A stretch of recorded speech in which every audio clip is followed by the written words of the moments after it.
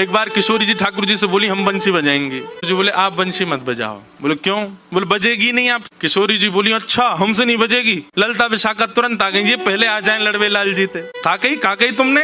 बोले मैं यूं कह रहा हूँ कि हमारी श्यामाजू बंसी ना बजा पाएंगी। अच्छा हमारी लाडली जू जब चले ना तो उनके पामन की नूपुर उनकी ध्वनि पे राग रागनी वारे वारे जामे, और तुम यूं कह रहे हो हमारी लाडली जी बंसी ना बजा पाएंगी?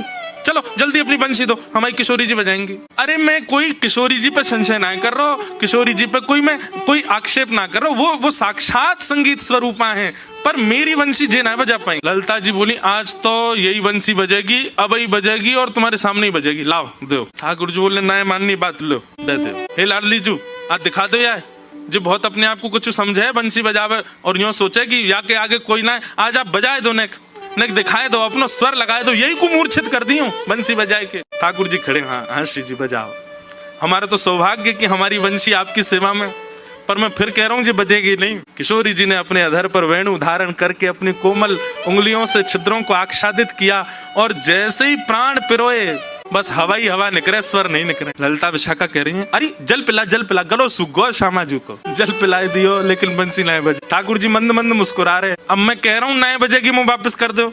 अरे श्यामाजू जी बहुत मायावी है, ये अपनी माया ते कछू कर सके, याने जरूर बंसी बांध दी होगी, याने बंसी को टोना टोटका करके बाकी स्वर सबरे अंतर ध्यान कर दिए, नहीं तो हमारी श्यामाजू कोई स्वर को कोई संगीत के वाद्य को स्पर्श कर दे, अरे स्पर्श मात्र से बजन लगे, ये बंसी क्यों ना बज रही है। ठाकुर जी बोले पहले वंशी वापस करो फिर बताऊंगा। किशोरी जी ने वंशी वापस करी। ठाकुर जी बोले अच्छा एक बात बताओ, आप वंशी को वादन करते समय मन में कौन को चिंतन कर रही? किशोरी जी बोली मैं तो कोई भी वाद्य बजाऊं आपको ही चिंतन करूं। बोले यही तो गलती कर रही हो, ये वंशी जो है ना हमारी अनन्य भक्त है। अनन्य को मतलब कहा होवे एक के अलावा दूसरे को ना भजे, और या वंशी में नित्य आपको ही चिंतन होवे, या वंशी में नित्य आपको स्मरण होवे, ये वंशी आपकी भक्ता है और आप या वंशी से मेरी भक्ति करोगी तो ये वंशी कैसे बजेगी।